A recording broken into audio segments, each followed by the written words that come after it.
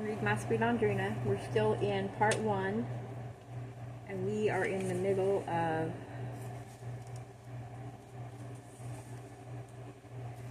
The Nightmare in Daylight. It says, I turned to stare at her. Why only 3? She kept right on turning over the bacon. Your mother's contractions begin just before dawn. It seems all her children have to come just when I've finally fallen asleep. Do contractions mean Mama's baby's on the way? Of course. But isn't the baby coming early? That's the way it is sometimes. There's no way of predicting exactly when a baby will come.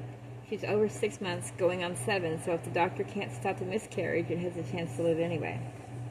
Oh golly, I was hoping the baby would have plenty of time to be finished, with hair and little fingernails and toenails.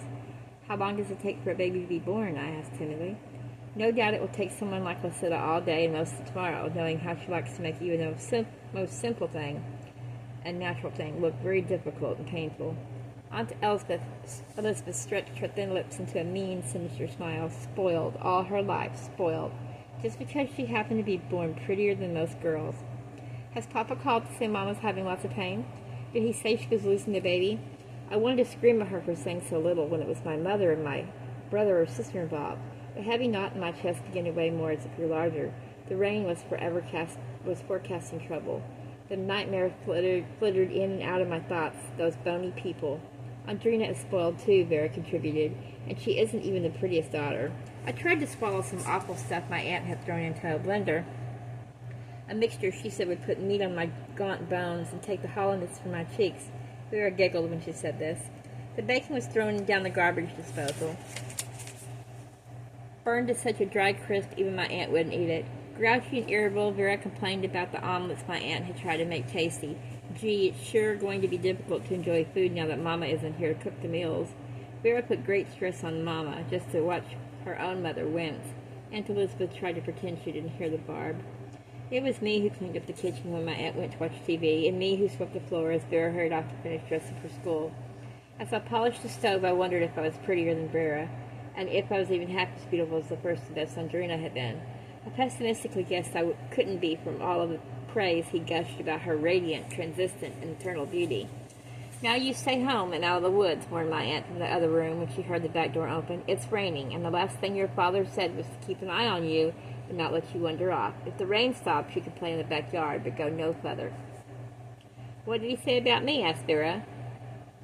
Damien didn't mention you. How cold my aunt could make her voice when she wanted to. She didn't care much for her own bastard daughter. I smiled to myself, for it sounded so silly. Many a time I'd sneaked peek at the television my aunt selfishly kept for her own viewing pleasure, and I knew those soap people were always having babies out of wedlock. You can't trust Audrina when it comes to art and love, called Vera back hatefully. You'd better lock the doors, bolt the windows, or somehow she'll slip over to see him.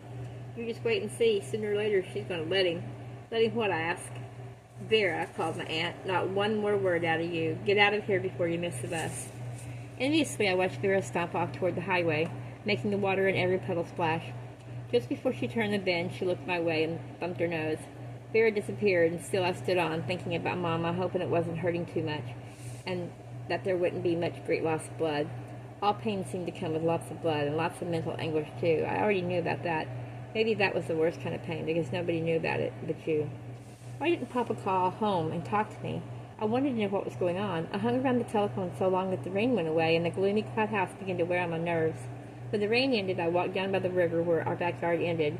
In the weak sunlight under the pale, washed sky, I tossed pebbles into the river as I seen Papa do. A week without Mama's cooking was going to make me lose weight, and I was already skinny. Papa didn't call all day long. I worried, fretted, paced the floor, went off into the windows. Vera trudged home, complaining she didn't like the vegetable stew Aunt Elizabeth had prepared for dinner. Then I saw Arden come flying down our drive with a huge box fastened to his bike. I ran outside to meet him, afraid my aunt would report his visit to my father. Happy birthday, he called. Haven't got but a second to stay. I brought you something my mother made for you, and a little something from me, too. Had I told him it was my birthday? I didn't think I had.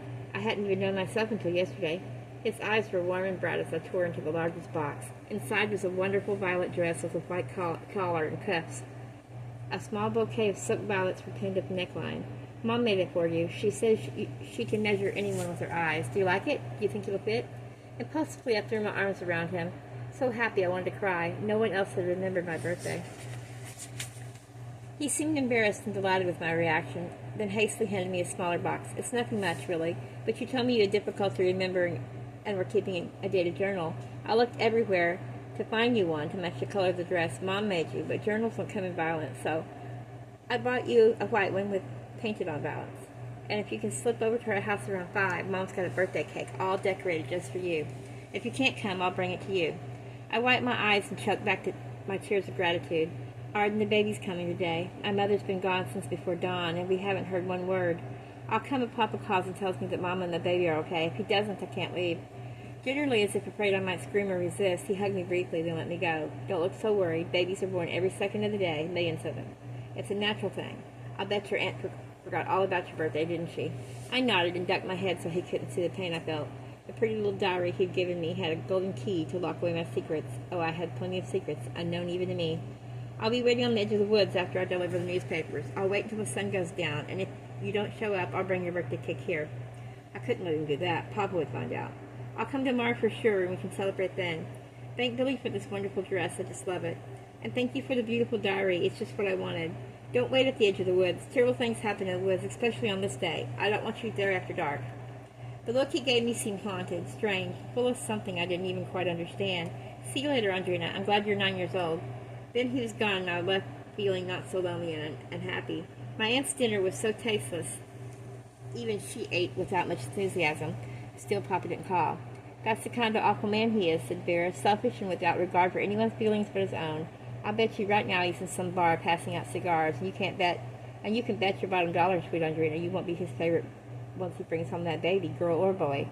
That night I flitted in and out of nightmares. I saw babies waiting to be born, floating around in clouds, all of them crying to my mama's child. And I saw Papa use a huge baseball bat to knock all the girl babies out into the universe.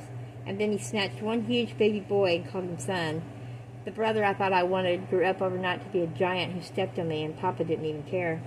I woke up to see my room pale and foggy. The sun was only a rosy glow on the horizon. Still tired, I fell again into dreams, and this time Mama came and hugged me and told me I was the best and most wonderful daughter, and that she'd be seeing me someday soon. Be a good girl and obey Papa, she whispered, and she kissed me. I didn't hear her words, only felt that's what she said. I watched her fade away until she was part of one rose-colored cloud that shimmered like some of her fancy evening gowns. Strange to wake up and know my parents weren't in our home, even stranger to have dreamed about them. I never dreamed about anyone until they'd done something to hurt or disappoint me, and I dreamed about Vera a great deal. All that day was more of the same. My agitation grew so great I called Billy and told her to hold the birthday party, for Papa still hadn't called, and I had to be here when he did. I understand, darling. Your cake will wait, and if need be, I'll make you a fresh one. Around 4, my aunt called me to the kitchen. Audrina, your father telephoned while you were upstairs. The baby is born. She's been named Sylvia. Not once did she look my way, not once. I hated for people to talk to me without looking at me. Vera was busy for a change, peeling potatoes. Now you're in for it, she said with a mean grin. He'll like her more than he does you, Baconhead. Stop that, Vera. I don't ever want to hear you call Audrina that name again. It was the first time my aunt had ever defended me, and I looked at her gratefully. Vera, go upstairs and do your homework. Audrina can finish peeling the potatoes. My gratitude vanished. Always I was doing Vera's chores. It was like having a wicked stepsister, and I was Cinderella. I glowered at Vera and smirked. I'm sorry to do that to you, said my aunt, but I wanted to talk to you alone. Is Mama all right? Audrina, I have more to tell you, said my aunt, faltering. Beyond the kitchen, I could see a lock of apricot-colored hair as Vera hid to eavesdrop.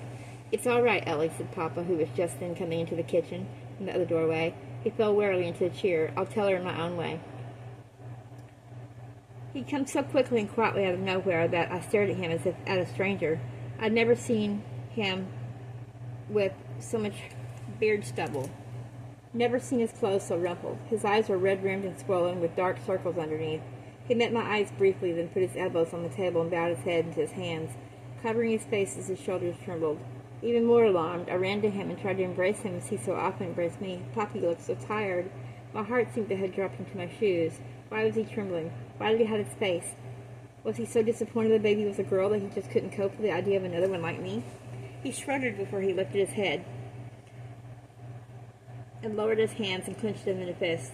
He struck the table several hard blows, making the vase of flowers topple over. Quickly my aunt was running to stand it upright again. She went for a sponge to mop up the water as I ran to fill the vase with water again. Papa, hurry. Tell me about Mama. It seems she's been gone a whole month. His dark eyes were watery with unshed tears. He shook his head from side to side with that same motion dogs used to do to throw water off. Audrina, you're getting to be a big girl now. I stared at him, hating the way he'd begun. Remember how you used to tell me about tea times and how Aunt Mercy Marie made life and death seem a constant battle? Well, that's the way it is.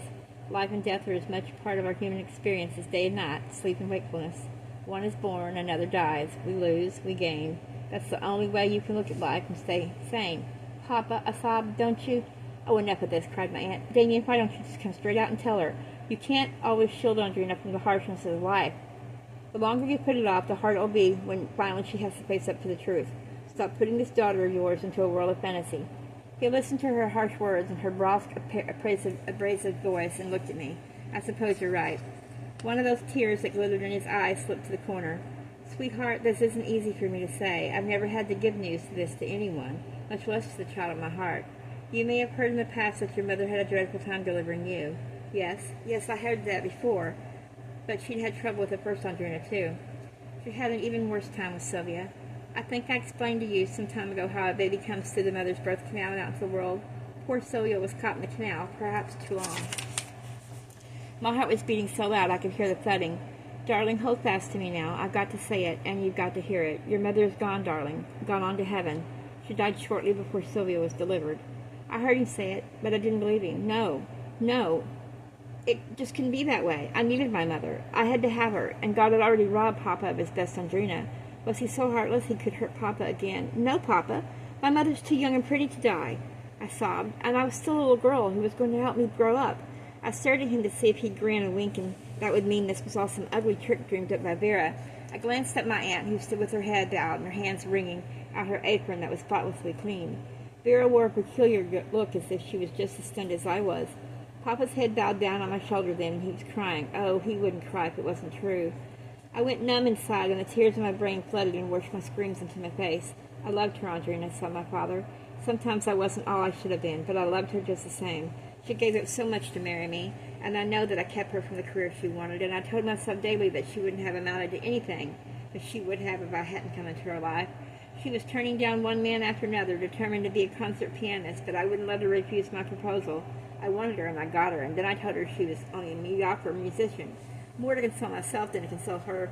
I wanted to be the center of her world, and she made me that. She gave so much of herself, trying to be all I wanted, even when what I wanted wasn't what she wanted. She taught herself how to please me, and for that I should have been grateful. I never told her I was grateful. He broke then and had to dry his eyes and clear his throat again before he went on. And she gave me you, Audrina. She gave me other things, too. And now that it's too late, I realize I didn't appreciate her nearly enough. Somewhere in my frozen panic, I found visions of him standing above her, welding his belt. I heard her voice again as she spoke to me on that last night I saw her alive. He's never hurt me, physically. He must have hurt her emotionally. I felt rivers of hot tears flooding my eyes, melting my face. And why didn't Papa mention how she'd given him the best of all daughters, that dead daughter in the cemetery? No, Papa repeated, I didn't appreciate her nearly enough. I was angry at Papa for starting that baby, angry at God for taking her away, angry at Vera and everybody else who had a mother when I didn't. Now I had only an aunt who hated me, and Vera wasn't one whit better. And Papa, what kind of love was this? What kind of love was his? Not the kind I really needed, the dependable, safe kind that never lied. Who would I have to confide in now? Not my aunt. She'd never want to hear what I needed to say, nor would she tell me all I needed to know about growing up. Who was there to teach me how to make a man love me? Papa's kind of love was so selfish and cruel. Somehow I'd known since the moment I woke up this morning that something awful would happen. Something that was wise in me, all-knowing, especially about tragedy, had prepared me in advance, and that's why I dreamed of her this morning. Perhaps she'd even come to me and said goodbye before she faded into the rose-colored cloud. Why did somebody always have to die on my birthday? What if God took Papa too, and I had only my aunt who'd destroy the best in me? Where's the baby, I asked. Darling, it's going to be all right. Really it is. All right, let me try to help you understand. Newborn babies are always frail, especially those who are premature. Sylvia is very small, only 3.5 pounds. She's not a finished baby like you were. No hair, no fingernails, no toenails, so she needs a great deal of professional attention. It's impossible to give that to her here. She's in an incubator, Audrina, a heated glass case where the doctors and nurses can keep a vigilant watch over her. That's why Sylvia will have to stay in the hospital a while longer. I want to see her. You take me to the hospital so I can see her. Why, for all I know, Mama might not even have had a baby, but died from... And so help me, as much as I wanted to tell him, I couldn't say he'd killed her. Sweetheart, Sylvia's a tiny, tiny baby. The nurses take care of her around the clock. They wear masks over their faces to keep her atmosphere sterile. Children your age carry many germs around, and they wouldn't let you near her. She may not even live, so you must prepare yourself for her death too. Oh God, if that happens, then Mama's death would be meaningless. If death could ever be meaningful. I told myself that Sylvia would live, or I was going to pray morning, noon, and night until the day she'd come home to me, and I'd be her mother. So little to have caused so much trouble and pain, murmured Papa wearily, once more putting his head into his folded arms on the table. He closed his eyes and seemed to sleep. Aunt Elizabeth hovered over him, seemingly wanting to console him and not knowing how to do it. Once she even started to touch his face, but quickly she snatched her hand away, and only her eyes lingered to caress him. She was blaming him just as I was, I thought, never thinking perhaps Mama wasn't built right to bear babies. Then, as if Papa felt my aunt hovering over her, he lifted his head and stared straight at her with some unspoken challenge. I hope you can afford to hire a nurse to take care of Sylvia when she comes home, said Aunt Elizabeth. If you think I'm going to throw away the rest of my life staying on here and taking care of 2 children who aren't mine, then think again, Damien. For long moments their dark eyes fought in a silent battle of wills. You'll stay. Yes, Ellie, you won't leave because you'll be mistress of Whitefern and all it contains. Did he put some special emphasis on all? Perhaps it was only my imagination. And I did have a lively one, even at that time when I was in shock. Vera slipped into my bedroom that night while I cried, to whisper in my ear that Papa could have saved my mother's life if he hadn't wanted the baby. But he didn't love your mother enough. He wanted that baby he was positive would be his son. You can bet your bottom dollar if he'd guessed it would be only another girl like you, he would have told the doctors to let that baby go and save your mother. I don't believe you, I sobbed. Papa didn't tell me there was any choice to make, because he didn't want you to know. You see, he didn't even tell you your mother had a bad heart. And that's why she lay around so much on that purple sofa and on her bed. That's why she was always tired. After you were born, her doctor told her that she shouldn't have another baby. So when Sylvia was caught in what your father calls a birth canal, he could have told the doctors to go ahead and save your mother's life and forget the baby. But he wanted that baby. He wanted a boy. All men want a son. That's why your mother is lying right this minute on a hard, cold slab in a huge refrigerator in the hospital morgue. And tomorrow morning, early, they'll open the drawer and pull her out and transfer her remains to a mortuary, where men will come and draw out all of her blood. They'll sew her lips and eyelids together so they won't open during the viewing of the deceased, and they will even stuff cotton into her. Vera, roared my father, how dare you come into my daughter's room and fill her head with awful tales? What kind of sick mind do you have? What kind? It rained the day of my mother's funeral. It had been raining intermittently for 3 days. Our small family grouped together under a drab canopy. The drizzle misted and ran in rivulets to drop on my mother's casket, covered with a huge spray of red roses. Standing at the head of that casket